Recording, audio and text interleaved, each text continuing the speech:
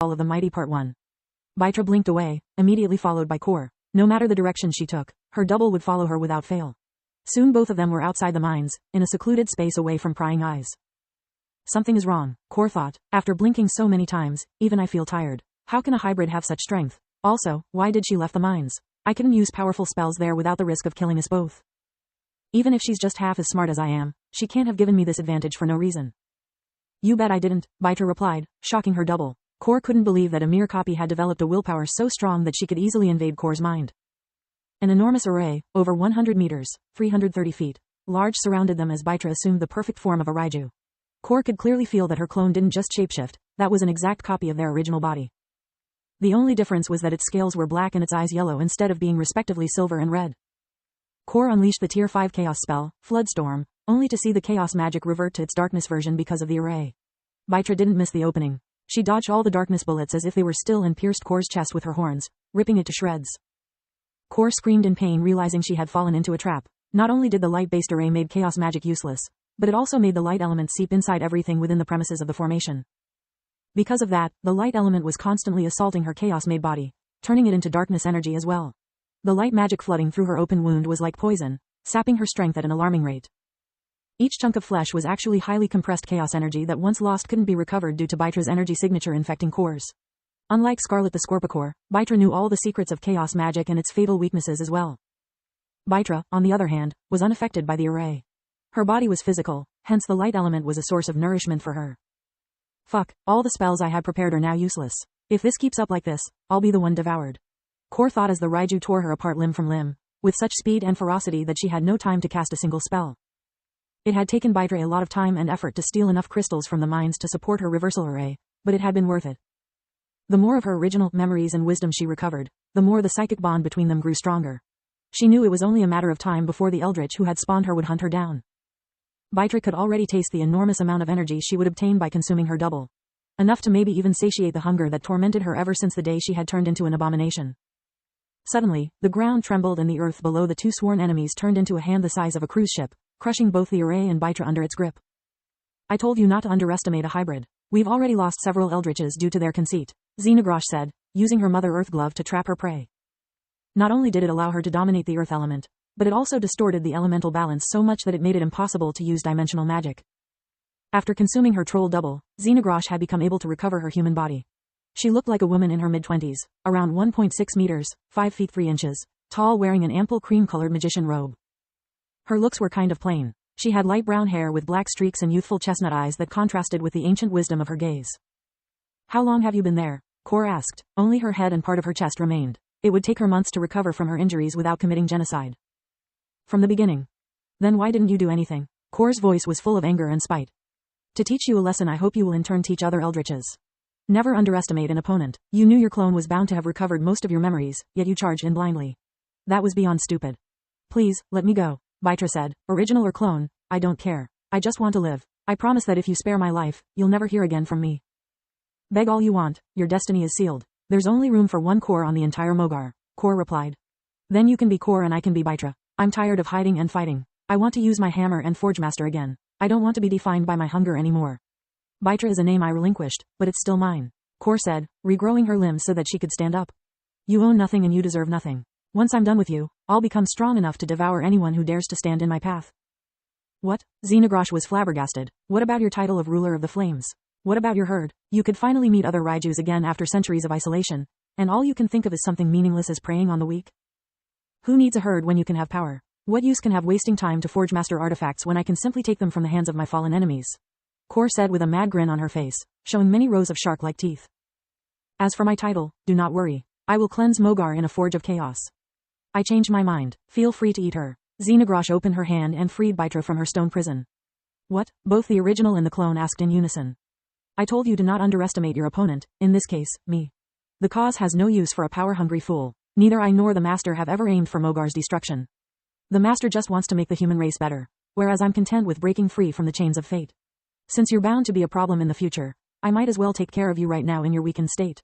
Xenogrosh nodded for Baitra to resume her attack. The Raiju charged against Kor's broken form one last time, skewering the eldritch with her horns before absorbing the very life essence of her double. A blinding light erupted from Baitra's body as the two black cores merged into one. If for Xenogrosh the key for her new form had been absorbing her troll's counterpart light core, for Bytro was the goblin's vitality. With each generation, they had become more and more resistant to the chaos energy they were born with until both their cores and bodies were able to coexist with it. Bytro wasn't just an abomination anymore, she was now a perfect hybrid. Her human form and Raiju form were now almost identical to their original appearance. Bytro looked at her own naked figure, combing her silver hair with her fingers. Gods, I'm not a monster anymore, she blurted out. Magus. By Novel 2025. 1. Supreme Magus. Chapter 654 Fall of the Mighty Part 2. How do you feel? Xenogrosh asked, her hands casually placed on her dragontooth blade hung on her hip. I'm not hungry. It was the only thing Bytro could think about. First, you need some clothes. Second, I'll fetch you your hammer. We have a lot of work to do. Expedition site of Kula, the following morning. Everyone was back in top shape, but the morale was dangerously low. The assistants now looked at the military compound as if it was their personal gallows, while the professors were doubting their own skills for the first time in years. A simple graduate who is not even a warden unlocked the arrays sealing the doors, and if not for the army, we'd be already dead. Have I underestimated this mission? Were the ODI too cunning? Or have I just got too old for this job? Was what every one of them was thinking. Lith was the more nervous of them all, but he was good at hiding it. His instincts were telling him that something was off. After the techs attacked, I was expecting that whoever is pulling their strings would raise the ante, yet nothing happened. Then we opened the door and that fungus came out. 2 more days have passed and once again, nothing. Are we really facing just automated defenses, or is our enemy adjusting their strategy the more we reveal our cards? He thought. Despite all the evidence pointing at him being wrong, Lith was unable to relax. There was something akin to a tingling in a corner of his head that bugged him to no end. On the bright side, the professors were now wearing their best equipment. By my maker, that's a blinding appearance, Solis said once she attempted to look at the group with her mana sense. Every one of their items was imbued with multiple powerful enchantments. The only problem for her was that there were so many that she had no idea which one to study first. It's good to see that you have geared up. We need all the help we can get, Floria said. We'll split into 3 groups.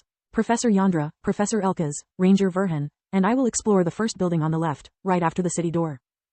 Professor Gaku, Professor Nishal, Ranger Eri, and 2 of my soldiers will explore the second building on the left. This way, if anything happens, we can provide backup to each other with minimal notice thanks to dimensional magic. Plus, if the necessity arises, we can retreat behind the protection of our arrays with the same ease. The rest of my soldiers will protect the assistants during our absence. Your task will be to make sure the camp's barriers are at full strength and prevent anyone from attacking us from the back. Yes, all the assistants said but one. This is unfair. I'm not a fighter, but I can help. Just like I did with the door. Kyla objected. And you will, if we find something we can't decipher. We'll return to the camp and work on it together. Until then, stay in the camp. Floria's tone didn't leave space for arguing, so Kyla slouched her back and dragged her feet until she was among her peers. She can blink away and has my armor. I don't see why Kyla can't come with us, Lith whispered in her ear. If push comes to the shove, I can order the professors to scram and they will obey. Then you can go all out without worries. Kyla, instead, would never leave your side. She loves you like a brother. Why do you think I organized the groups the way I did? To have as little prying eyes as possible. Lith had to admit that her reasoning was excellent. He gave Floria a thumbs up, and after finalizing the details, the 2 groups entered Kula again. Lith took point, using life vision and mana sense to make sure that nothing had changed. After a thorough analysis of the area, he moved to the nearest building. All structures inside the military compound looked the same, resembling huge rectangular warehouses with a flat roof like those Lith had seen more than once on Earth's docks. Each of them had a single entrance, comprised of a double door so big that a truck could easily fit with space to spare and a ceiling array visible to the naked eye. It was shaped like 3 concentric circles, each one inscribed with unknown runes and fueled by both purple crystals and the mana geyser underlying Kula. A thin cable made of mana crystals connected the arrays with the ground, fueling them. Oh gods, I've never seen something so complex on a single door. Professor Nishal, the only master warden of the group, said. It will take us days only to understand how to deactivate one of them. Can everyone see that thin, blue line, camouflaged along the door frame? Lith asked. Yes, why? Professor Yandra couldn't see the relevance such a visual detail could have. At least until Lith used a small knife to cut it and 2 out of 3 arrays were suddenly powered off, leaving only the one fueled by the purple crystal active. Or not. Professor Nishal was flabbergasted. Is this how you freed the fungus creature? I swear, if we make it back to the surface, the title of my report will be, ODI, the dumbest geniuses ever. Well, there is still the last array to defuse, Lith said. Nishal just shook her head, pulling the purple crystals out of the wall with her bare hands and giving them to Lith. You would be right if the arrays you just deactivated weren't also the ones protecting the energy cores. I'm starting to believe that the real reason the ODI Empire was wiped out in less than a generation is that once the weak points of their workings were revealed by the ODI rebels, their defenses amounted to nothing. Seeing such a poor design, Lith's lip curled in disgust. He wasn't a master warden, but even his creations required more than pulling a plug to be deactivated.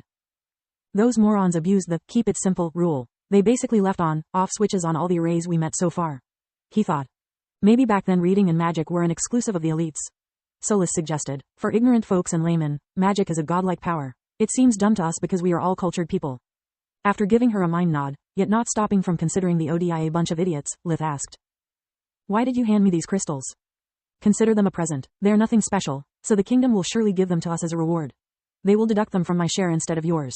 You just saved me days of work and weeks of frustration. Just the thought of wasting a single brain cell to solve such a moronic device might have given me a stroke. Nishal replied. Professor Gaku opened the second door under Lith's supervision, cutting the power cable before asking. How did you understand how they work? I have an excellent mana perception. These arrays have not enough crystals to support them and the cable emits a powerful aura. I noticed that too, but only because I could take my time and focus on the door. Doing it under that creature's siege must have required more than cold blood.